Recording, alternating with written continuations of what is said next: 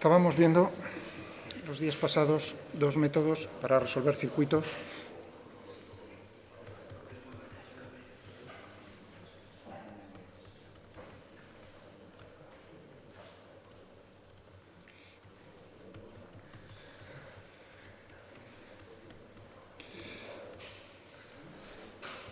En los nodos.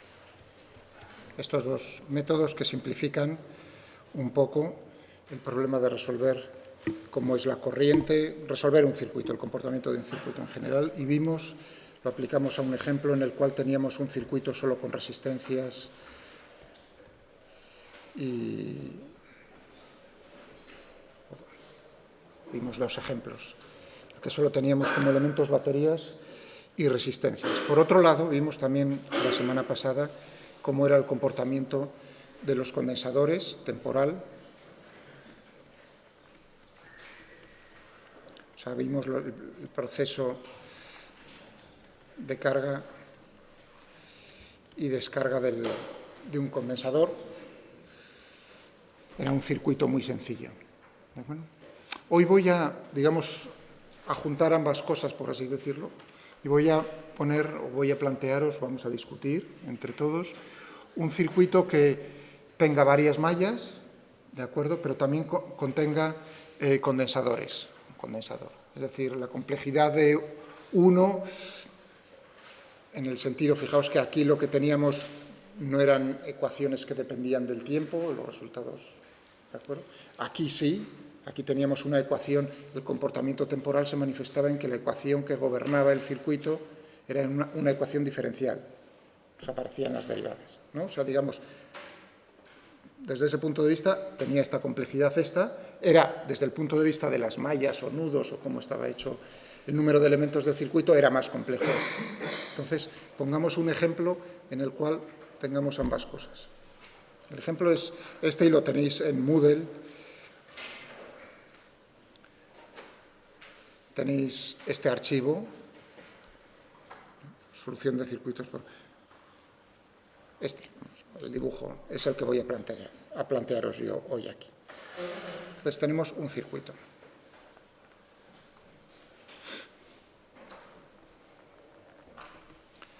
Tenemos un circuito con una batería, cuya fuerza electromotriz es epsilon. Tenemos una resistencia R1 y tenemos un condensador cuya capacidad es C. Esto, digamos, sería hasta ahí lo que vimos el otro día para cargar el condensador. Pero ahora le vamos a añadir otra malla en la cual introducimos una resistencia 2 de valor en general R sub 2. ¿De acuerdo? O sea que lo que tenemos aquí es que el condensador y la resistencia R2 están en paralelo.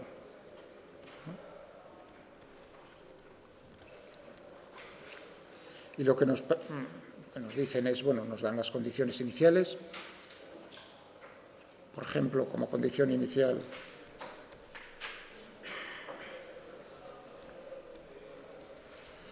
es que el condensador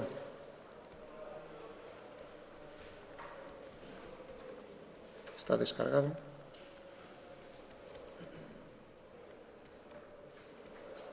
Pero bueno, eso no, digamos, no complica lo que es la resolución. Eso lo aplicaremos hacia el final de las... Entonces aquí nos enfrentamos con este problema. Yo no diría, pues, efectivamente, como en todos, aquí lo que tenemos que aplicar es la ley de Ohm y las reglas de Kirchhoff. Es decir, que podríamos empezar aplicando y tendríamos un sistema de ecuaciones. O bien uno dice, bueno, puedo aplicar el método de las corrientes de malla. Fijaos que en este caso, cuando he dicho aplicar las reglas de Kirchhoff directamente,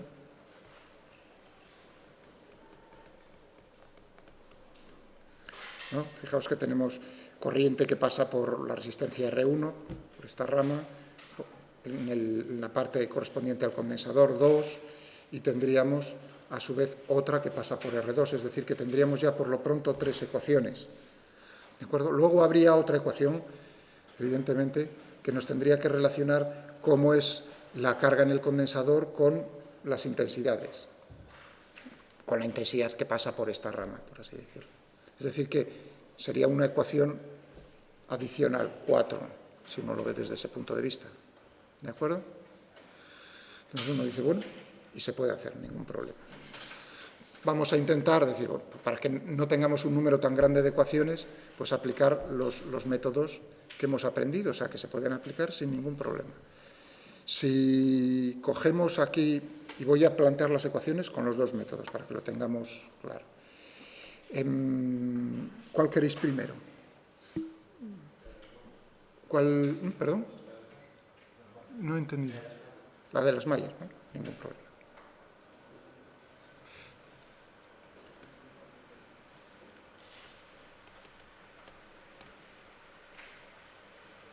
Corrientes de malla. Entonces, lo primero que tenemos que determinar, por así decir, es qué mallas voy a coger yo independientes. Aquí hay dos independientes, entonces tendremos, pues, por ejemplo, si queréis, de esta manera. Esta sería la malla A y esta sería la malla B. Ahí. Entonces vamos a aplicar para la malla A cuál es la regla de Kirchhoff de las mallas. Empezamos, por ejemplo, pues por aquí, por este punto, nos movemos siguiendo el sentido de ese camino, tendríamos, subo el potencial al pasar de aquí a aquí, una cantidad que sería épsilon. ¿De acuerdo? Ya estamos por aquí. Al pasar de aquí a aquí, este punto, fijaos que nos estamos moviendo con la corriente de esa malla, por lo tanto tendremos una caída de potencial correspondiente según la ley de Ohm, ahí suba por R1. Bueno, ya nos encontramos por aquí. Entonces ahora tendríamos que volver otra vez al punto inicial. Y ahí lo que tenemos, nos encontramos con el condensador. Vamos a suponer, si queréis, sería como nuestro sistema de referencia, que cuando yo hago la foto está cargado de esa manera. Entonces cae el potencial correspondiente a la carga que hay en ese instante de tiempo, Q, es Q dividido por C. Y bueno, es decir, que aquí nos van a salir, va a depender del tiempo, y por supuesto, eso ya serán dos ecuaciones para cada malla y una que me relacione la carga en el condensador con las intensidades. Antes eran 4, ahora serán 3. La otra, esto sería para la malla A.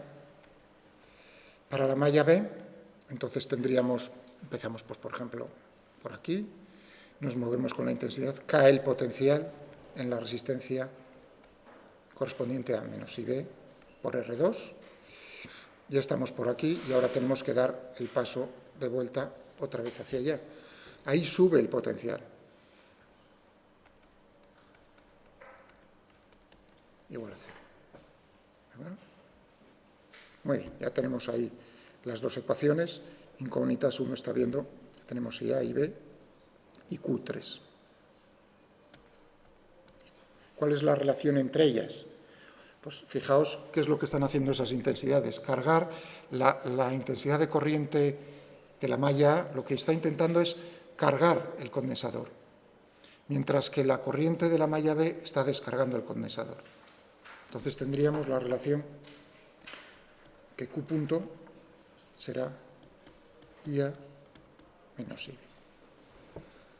¿De acuerdo? Si yo hubiese dado, por ejemplo, el sentido antihorario a la malla B, estarían cargando los dos, estarían en cualquier instante cargando al condensador, sería entonces Q punto igual a IA más IB. Por eso es importante no hacerse trampas en el... O sea, no os preocupéis que si en un sitio parece que se simplifica, en el otro tendremos que cambiar signos. O sea, que en el fondo es entenderlo bien y no habrá ningún problema, sí. ¿En el condensador no influye que la intensidad de agua en un sentido y la de en otro? Efectivamente, es lo que estoy comentando de palabra. O sea que, fíjate, tú tienes aquí una diferencia de potencial V, ¿no? Que corresponde, la relación está, esa diferencia de potencial que tienes, debido a cómo es la carga. Aquí tendrás un más Q y aquí un menos Q, ¿no? Entonces, fíjate que estás añadiendo más carga debido a la corriente en la malla A, pero estás quitando carga por la corriente de la malla B. Entonces, ¿cómo cambia en el tiempo esa carga, uno suma, el otro resta. Poned entonces los sentidos bien, pensazos. Eso es lo más importante, hacerse el esquema inicial y decidir cómo creéis que... Y uno dice, bueno, ¿y por qué va a ser más menos? Yo podría haber puesto menos más. Ningún problema.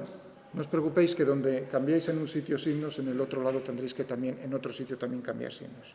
No hay ningún problema. Vale. Bueno, pues ahora tenemos estas tres. Tenemos esta y esta, por así decirlo. Y ahora viene la parte quizás más, bueno, no más matemática, la parte matemática de resolverlo. En física aparecen este tipo de situaciones un montón de veces, no solo aquí. Entonces, uno puede decir, bueno, voy a intentar ponerlo todo en función de las intensidades. ¿De acuerdo? Por ejemplo. Uno podría decir, bueno, dejarlo, o sea, eliminar una de las incógnitas, por así decirlo. Entonces, si yo intento hacer eso, pues lo puedo lograr derivando. Si yo derivo esta expresión, lo cual además me viene fenomenal porque me liquido epsilon, que es constante. Fijaos que si fuese un generador, entonces la derivada ya no sería 0 de epsilon, ¿no? Epsilon dependería también del tiempo. O sea, que ya os estáis dando cuenta de que esto sería general. Hombre, complica en el sentido de que tendríamos un comportamiento temporal y no sería constante, pero por lo demás, en la forma de proceder no hay nada, no hay ninguna diferencia. Si uno entiende esto bien, con un condensador, añadir otros elementos que dependan del tiempo, lo único que va a hacer es quizás complicar la cosa matemática, pero nada más. Pero también, como hay un método general de resolución, tampoco es, digamos, más difícil si uno entiende cómo resolverlo.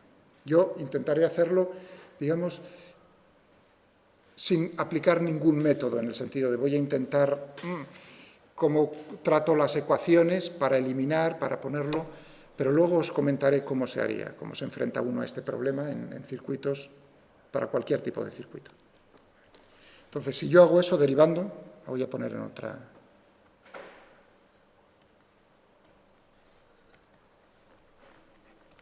Derivando teníamos epsilon, que es 0 al derivar, y teníamos menos... Y ya por R1, ¿no? Teníamos menos Q punto dividido por C igual a 0, esa sería 1. Es decir, que puedo ponerme ya menos con menos, más. Y luego teníamos en la otra, si no me equivoco, teníamos menos IB punto, porque estoy derivando con respecto al tiempo.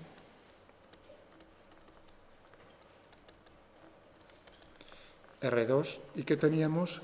Teníamos un más, ¿no? Más Q punto dividido por C, igual a 0. Pero ahora ya puedo sustituir Q punto por A menos IB, que es lo que voy a hacer ahora mismo.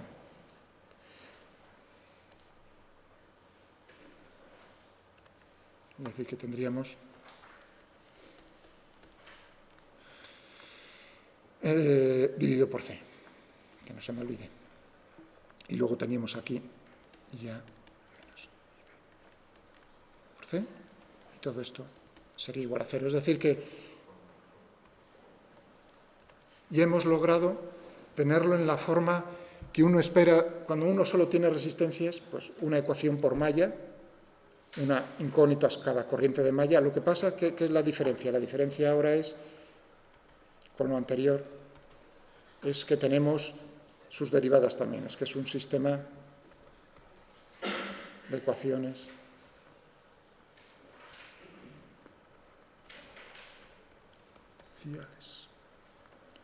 lineales, en este caso de primer orden, porque solo va hasta la primera derivada.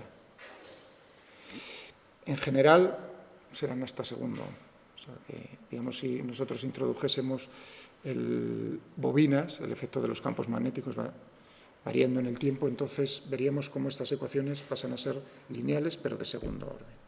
No hay ya digo que se enfrenta uno igual a ellas por el método general.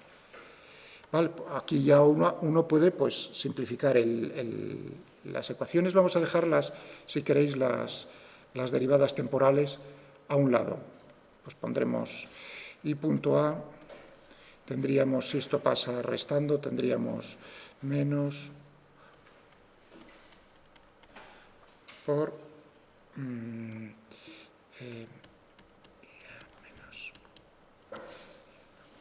Y en el otro lado pues tendríamos I punto B, tendríamos más 1 dividido por R2C, pongo el más para que os deis cuenta, menos más, menos, ¿no? Tendremos estas dos ecuaciones. Voy a borrar aquí arriba. ¿De acuerdo? Claro, es un sistema de dos ecuaciones diferenciales lineales. El problema es acopladas. Digamos, esto es otra cosa que diferencia de la ecuación que ya hemos resuelto para la carga y la descarga. En la carga y la descarga, en el circuito ese tan sencillo de una sola malla, de carga una sola malla para la descarga, entonces teníamos una sola ecuación con una sola incógnita, la función, la intensidad de corriente y su derivada. Pero aquí el problema es, sí, tenemos eso, pero acoplado significa que en la ecuación, por así llamarla, en la ecuación de A, donde me aparece el término de mayor orden en la derivada, me aparece, puñetas, el B. Y en la B, otra vez la A. Si no, serían desacopladas. Yo resuelvo una, liquidado, resuelvo otra, liquidado, y ya está, el problema resuelto. Entonces, el asunto es desacoplarlas. Desacoplarlas, y vamos a intentarlo hacer método a mano. O sea, no es un método general, sino un método, pues decir, ¿cómo puedo yo, viendo estas ecuaciones? Uno ya ve así un poco, ¿no? Una cierta, tengo ahí una resta, quizás restando, sería lo primero, probar.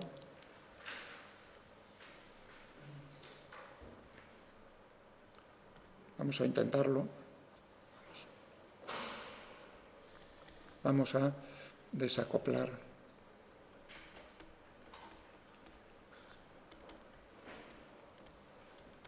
A mano. ¿Entendéis lo que quiero decir con eso, ¿no? Es cómo resolvería uno la equivalencia o la analogía que haría yo aquí en lo de a mano es en el problema del otro día, ¿no? Con varias mallas. Teníamos al final una matriz. A máquina sería pues, aplicar el método de Cramer, y a mano es el método chapucero, oye, cómo voy despejando por aquí para ir eliminando incógnitas y dejarlo al final una sola ecuación con una sola incógnita. Eso es a lo que llamo yo a mano. Si las ecuaciones son fáciles de ver, pues ese método es más rápido que aplicar Cramer, ¿entendéis? Muy bien. Es decir, que a máquina también uno está sospechando, a máquina nos aparecerá una matriz. En efecto, nos va a aparecer también una matriz, pero eso más adelante. Vamos a intentar restar. Restando, vamos a intentar restar. Es decir, que tendríamos I a punto menos IB punto igual a menos 1 dividido por R1C. Y aquí también tengo que restar esto, sería menos 1 dividido por R2C por IA menos I. ¿Os habéis dado cuenta? Vale, estupendo. Y ahora uno dice, anda, pues ahora ya de alguna manera ya lo he desacoplado, no para una intensidad A o para la intensidad B, sino para la resta de las dos. Es decir, que esto va a ser lo mismo que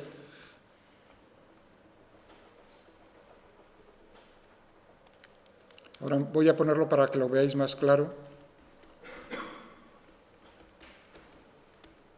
porque si no pondría un punto aquí encima, no sé si os daríais cuenta luego al ver los apuntes o de que se refiere, ¿no? A una derivada completa de las dos cosas. Es decir, que ahora uno dice, pues esto sí lo sé, ahora esto sí lo sé resolver, si yo llamo a A y B, pues yo qué sé, darle cualquier nombre, Y', me da igual. Pues, al fin y al cabo es una intensidad, ¿no? Entonces sí, yo tendría como ecuación, voy a borrar aquí estas, luego si lo necesito yo creo que me acordaré de memoria.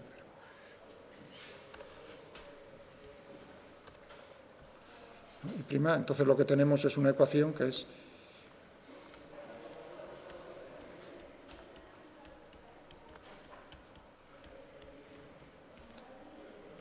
por I'. Y esto ya sabemos resolverlo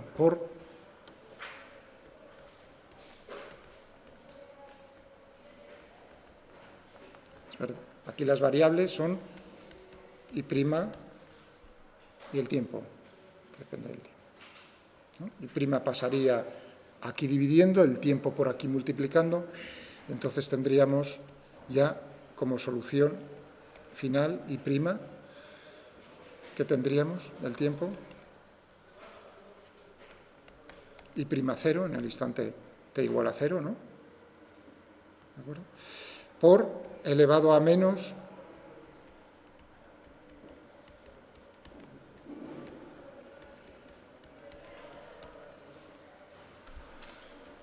c por el tiempo. ¿Estamos de acuerdo? Fijaos que tendríamos el logaritmo, ahí me he saltado un paso es lo mismo que teníamos en la carga y descarga.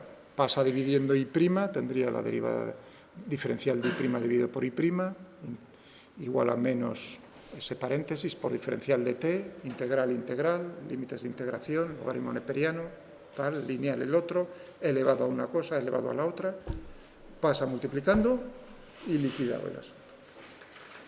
¿De acuerdo? O sea que ya tendríamos, bueno, encontrar esto, digamos, no es difícil, luego casi lo dejamos para el final, lo de aplicar las condiciones iniciales.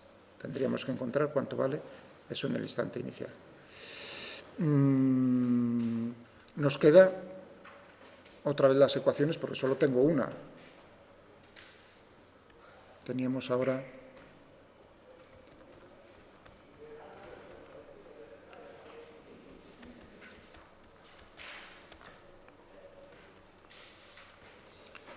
más 1 dividido por R2C menos, teníamos esto. Y ahora uno dice, pues a lo mejor multiplico, pasa esto multiplicando, es decir, tendríamos R1C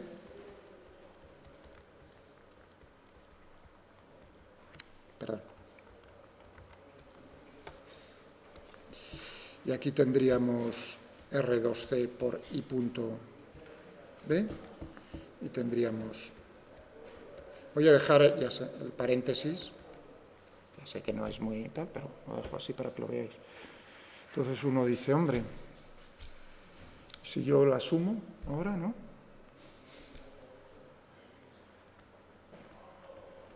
Sumando ambas ecuaciones. Perdonad.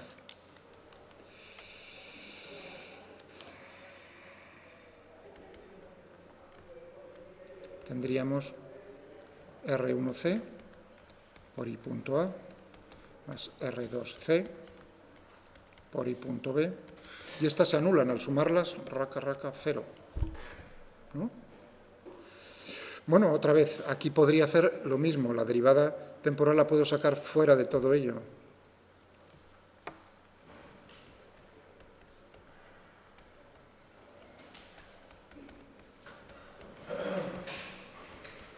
Eso sigue siendo cierto, ¿o no?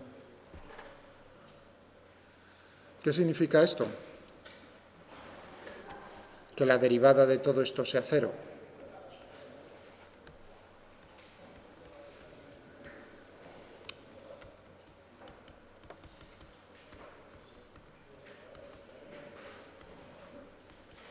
Es constante y evidentemente la constante, ¿cómo la podemos hallar?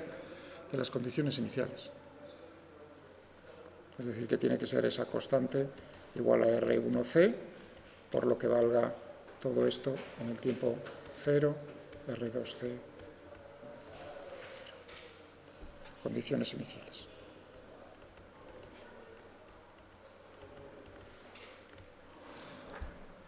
Quizás ahora, o sea, ya ahora tendría, por un lado, suponiendo que ya he discutido, que es lo que voy a hacer ahora a continuación, que ya tengo las condiciones iniciales, entonces es darle la vuelta al calcetín.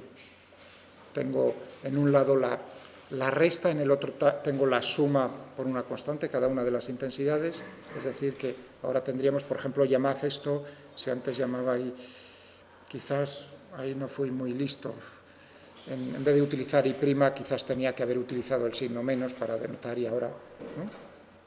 Y más, digamos, para denotar lo que es esta, no utilizar dos primas. Pero bueno, eso es notación, ¿eh? ¿Sabéis cómo intentar? Si yo tengo I menos e I más, o I', y como llame yo a esto, entonces es obtener IA y B, pero ahí ya las ecuaciones son lineales, no son ecuaciones en derivadas. Despejo de una, ¿no? Por ejemplo, despejo IA en función de I', IB, lo meto en la otra ecuación, ya tengo IB, vuelvo a sustituir y ya está. ¿De acuerdo? Es decir, que el problema ya estaría aquí ya prácticamente resuelto, salvo lo que hay que discutir, que es más interesante desde el punto de vista físico, qué pasa con las condiciones iniciales, claro, porque si no...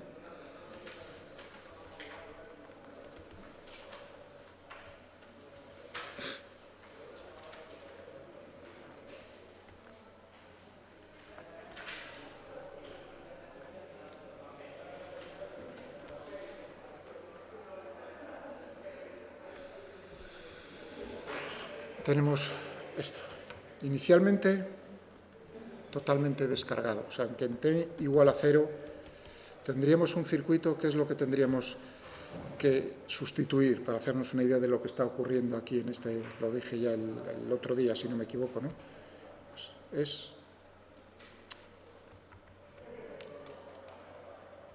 cortocircuitar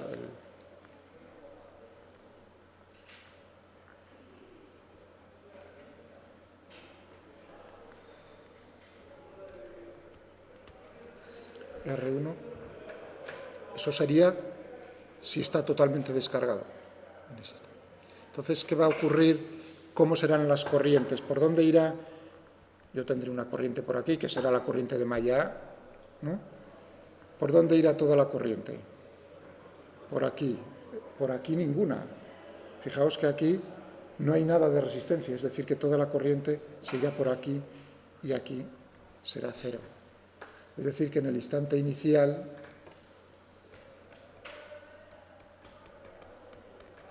es 0.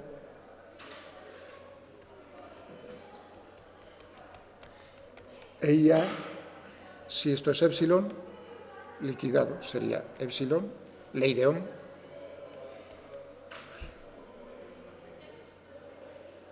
¿Os dais cuenta? Y ahí ya tengo entonces para las condiciones iniciales en I menos, en 0, y más de 0.